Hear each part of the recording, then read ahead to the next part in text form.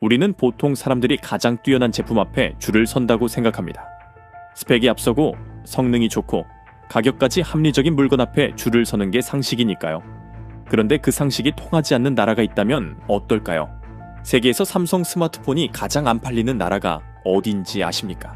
바로 일본입니다. 한때 전자제품으로 세계를 호령했던 나라인데 지금은 국민 절반 이상이 아이폰을 씁니다. 그래서 업계에서는 이 시장을 갤럭시의 무덤이라고 불러왔습니다. 그런데 최근 이 일본의 삼성 공식 홈페이지가 품절로 멈춰섰습니다. 새로 나온 삼성의 폴더블폰 때문이었습니다. 도쿄의 한 매장 앞에는 개점 전부터 사람들이 줄지어 서 있었다는 소식이 전해졌습니다. 현지 직원들조차 이 정도 반응은 예상하지 못했다는 반응을 보였다고 합니다. 점유율이 1%도 안 되는 중국에서조차 몇 달을 기다려야 한다는 이야기가 돌고 한국에서는 새벽부터 줄이 늘어서며 1분에 140대씩 팔려나갔습니다. 갤럭시가 유독 안 팔리던 나라들까지 전부 줄을 세운 겁니다. 그런데 여기서 이상한 대목이 있습니다. 이 폰은 두께에서 중국 폴더블폰에 밀립니다. 게다가 애플이 드디어 접는 아이폰을 내놓는다는 이야기가 파다한 시점이었습니다. 조금만 기다리면 접는 아이폰을 살 수 있는데 애플의 안방인 일본에서조차 사람들은 기다리지 않고 삼성을 선택했습니다. 숫자로 앞선 것도 아닌 폰에 도대체 왜 전 세계가 줄을 선 걸까요? 게다가 이 폰이 처음부터 환영받았던 것도 아닙니다. 오히려 시작은 정반대였습니다. 사실 이 승부는 스펙표에 적힌 숫자로 갈릴 싸움이 아니었습니다. 지금부터 전 세계가 삼성 앞에 줄을 선 진짜 이유를 풀어보겠습니다. 지금 저 새벽 행렬이 놀라운 건 6년 전에는 그 줄의 방향이 정반대였기 때문입니다. 2019년 삼성이 첫 갤럭시 폴드를 세상에 내놨을 때 이야기입니다. 접는 폰을 양산해 일반 소비자에게 판 것으로는 공개된 사례 중 최초였습니다. 아무도 안 가본 길이었습니다. 그런데 출시 직전 리뷰용 제품을 받아간 해외 기자들 손에서 화면이 하나둘 고장 나기 시작했습니다. 화면 위에 붙은 보호층을 흔한 보호필름으로 착각해 벗겼더니 화면이 그대로 먹통이 됐습니다. 경첩 틈으로 먼지가 들어가 화면이 일그러진 제품도 나왔습니다. 세계 최초라는 화려한 데뷔 무대가 출시도 하기 전에 굴욕적인 무대로 바뀐 겁니다. 당시 외신들은 앞다퉈 이 사태를 조롱했습니다. 서두른 혁신의 대가라는 제목이 쏟아졌고 일부 매체는 아예 제품 자체가 실패작이라고 단정했습니다. 결국 출시는 통째로 미뤄졌고 몇 달을 다시 뜯어 고친 뒤에야 세상에 나왔습니다.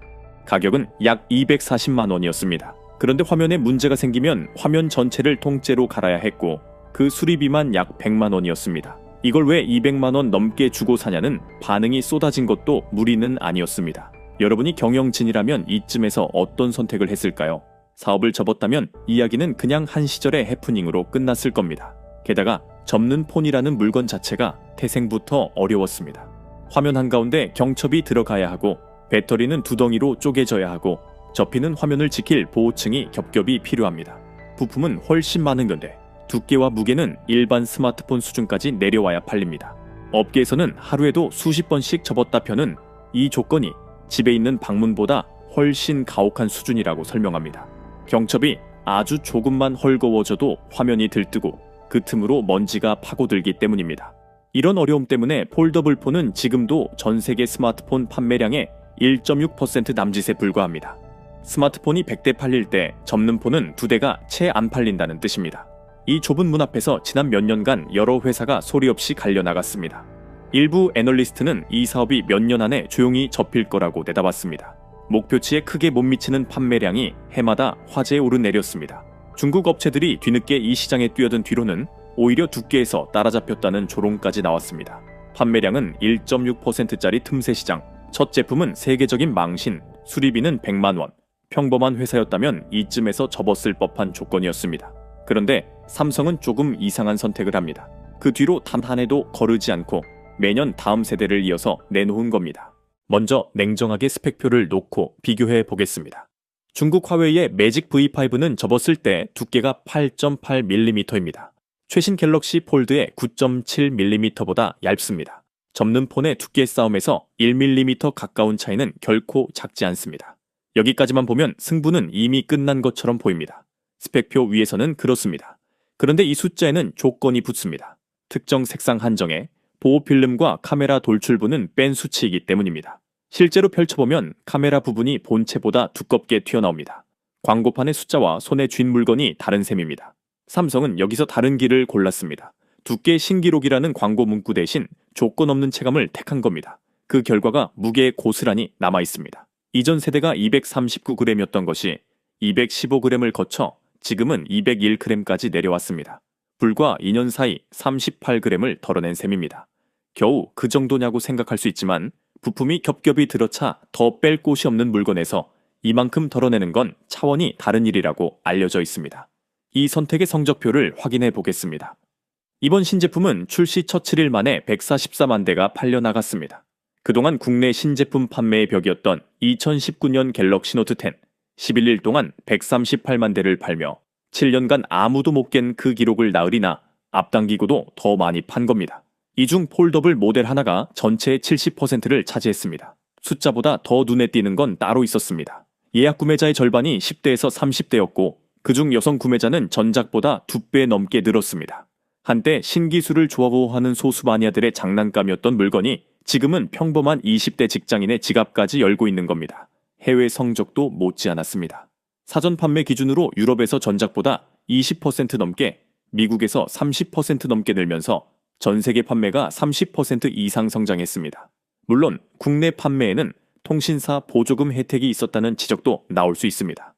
일부는 맞는 말입니다. 그런데 그런 혜택이 없는 일본과 유럽, 미국에서도 동시에 흥행이 터졌습니다.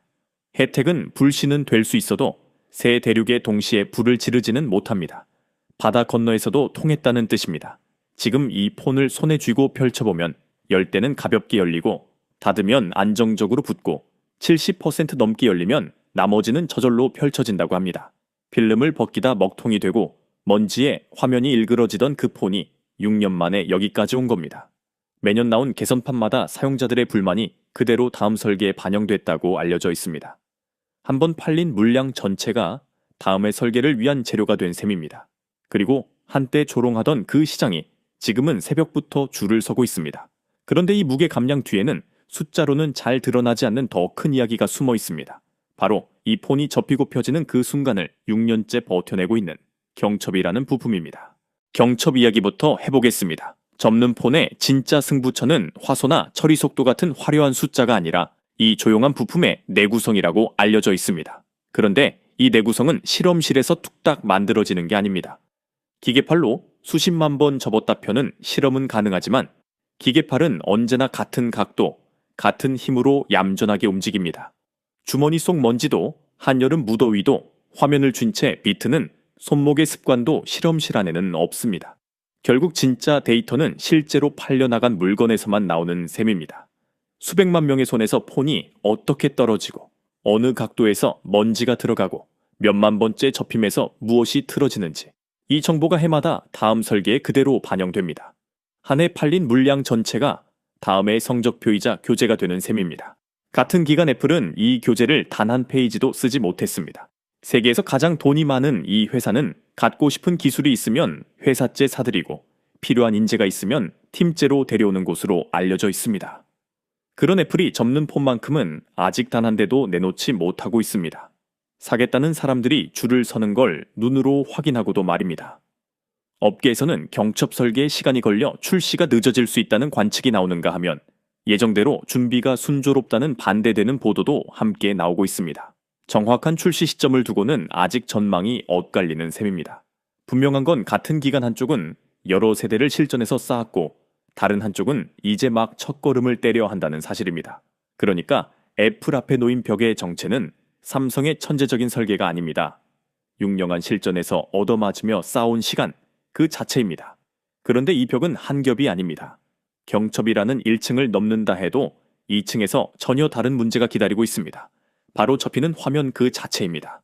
지금 접히는 화면을 대량으로 만들 수 있는 곳은 전 세계에서 극소수에 불과하다고 알려져 있습니다. 그 중에서도 삼성 디스플레이가 가장 앞선 기술력을 갖췄다는 평가를 받습니다. 그래서 이런 관측까지 나옵니다.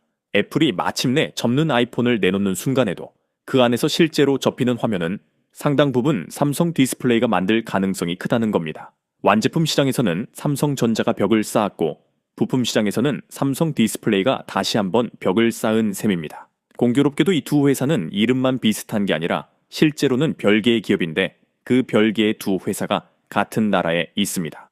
애플이 접는 아이폰을 많이 팔수록 오히려 한국 기업의 매출이 함께 늘어나는 묘한 구조가 만들어진 셈입니다. 물론 이 벽이 언제나 견고했던 건 아닙니다. 올해 1분기 폴더블 화면 시장에서 삼성 디스플레이는 중국 BOE에게 밀려 2위권으로 내려앉았다는 집계가 나온 적이 있습니다. 벽 안쪽 사정이 겉보기만큼 든든하지만은 않다는 신호였습니다. 그런데 2분기 들어 신제품 출하가 본격화되면서 점유율을 다시 빠르게 회복했고 하반기로 갈수록 격차를 더 좁힐 거라는 전망이 나오고 있습니다. 실제로 올해 상반기 전체로 보면 삼성 디스플레이의 플렉서블 올레드 출하량은 전년보다 34.5% 늘었다는 집계도 나왔습니다. 한 분기의 흔들림보다 한 해 전체의 성장세가 더 크게 반영된 셈입니다. 가만히 앉아서 지킨 자리가 아니라 한 분기 흔들리고도 다시 되찾아온 자리라는 점이 중요합니다. 사실 삼성이 남들이 의심하는 기술에 먼저 베팅한 게 이번이 처음은 아닙니다. 시계를 20년 가까이 되돌려 보겠습니다. 당시 전 세계 화면 시장은 액정 디스플레이가 완전히 장악하고 있었습니다. 가볍고 저렴하고 이미 검증된 기술이었습니다. 그런데 삼성은 그 무렵부터 유기발광 다이오드라는 당시만 해도 수명이 짧고 양산이 까다로워 다들 회의적으로 보던 기술에 조용히 투자를 늘리기 시작했습니다. 업계 반응은 차가웠습니다. 화면이 타서 얼룩이 남는다는 지적부터 이 정도 수율로는 사업성이 없다는 냉소까지 쏟아졌다고 알려져 있습니다. 그런데도 삼성은 투자를 멈추지 않았습니다. 그리고 몇 년 뒤 이 화면을 탑재한 스마트폰이 대중화되면서 상황은 완전히 역전됐습니다. 한때 회의적이었던 이 기술이 지금은 프리미엄 스마트폰의 표준이 됐고 그 중심에 삼성 디스플레이가 있습니다. 2010년 갤럭시 S 시리즈가 이 화면을 앞서며 대중화를 이끌었다고 알려져 있습니다. 2017년에는 애플조차 자사 프리미엄 아이폰에 처음으로 이 기술을 채택했는데 그 화면 상당수를 만든 곳이 다름 아닌 삼성 디스플레이였다고 전해집니다. 한때 이 기술 자체를 의심하던 회사가 결국 경쟁사의 화면을 자기 손으로 만들어주는 처지가 된 셈입니다. 아무도 안 가본 길에 먼저 들어가 남들이 비웃는 사이 기술을 쌓고 그 기술이 표준이 될 즈음엔 이미 아무도 따라올 수 없는 자리에 서 있는 방식. 접는 화면에서 지금 벌어지고 있는 일과 놀랍도록 닮아 있습니다. 위기 때마다 몸을 움츠리기보다 먼저 판을 깔았던 이 습관이 이번에도 판을 새로 짜는 힘이 됐다는 분석이 나옵니다. 그 역사가 있었기에 지금 도쿄의 그 매장 앞 풍경도 가능했던 셈입니다. 다시 도쿄의 그 매장 앞으로 돌아가 보겠습니다. 개점 전부터 줄지어 선 사람들, 그리고 품절로 멈춰선 홈페이지. 애플의 안방에서 벌어진 이 장면의 진짜 이유는 결국 하나였습니다. 숫자로 이긴 게 아니라 시간으로 이긴 겁니다. 얇기 하나만 놓고 보면 삼성은 여전히 밀립니다. 그런데 그 얇기를 만드는 조건, 그리고 그 안에서 6년째 버티는 경첩과 화면은 돈으로 단숨에 살 수 있는 물건이 아니라고 알려져 있습니다. 사려면 삼성과 똑같이 몇 년을 실전에서 얻어맞는 수밖에 없다는 뜻입니다. 물론 이 흐름이 영원히 이어진다는 보장은 없습니다. 화웨이는 계속 얇기로 치고 나올 거고 애플은 조만간 이 시장에 정식으로 발을 들입니다. 경쟁이 시작되면 삼성 디스플레이의 자리도 이번 1분기처럼 언제든 다시 흔들릴 수 있습니다. 사실 애플을 얕보기엔 이릅니다. MP3 플레이어도 태블릿도 무선 이어폰도 애플이 세상에서 처음 만든 물건은 아니었습니다. 전부 남들이 먼저 깔아놓은 판에 뒤늦게 들어와 판 자체를 가져간 전적이 있는 회사입니다. 실제로 한 시장 조사 업체는 애플이 폴더블 시장에 들어오는 첫 해부터 관련 패널 조달의 상당 부분을 가져갈 거라는 전망을 내놓기도 했습니다. 후발주자라고 마냥 안심할 수는 없다는 뜻입니다. 그런데도 분명한 게 하나 있습니다. 아무도 안 가는 길에 먼저 들어가 조롱을 견디고 그 시간을 쌓아 결국 표준을 만들어버리는 경험이 이 나라 기업들에는 이미 여러 번 있었다는 사실입니다. 접는 폰도 그 경험의 연장선 위에 서 있는 셈입니다. 이 벽이 버티는 동안 경첩과 소재와 패널을 만드는 국내 공급망에도 일감이 함께 돌고 있습니다. 그 일감은 결국 누군가의 월급이고 어느 공장 도시의 저녁 풍경이라는 뜻이기도 합니다. 앞으로 신제품 뉴스를 보실 때는 스펙표의 숫자보다 그 회사가 실전에서 얼마나 오래 접어왔는지를 먼저 따져보시기 바랍니다. 그 시간이야말로 광고로는 절대 살 수 없는 진짜 스펙이니까요. 오늘 이야기가 흥미로우셨다면 좋아요와 구독 버튼 부탁드립니다.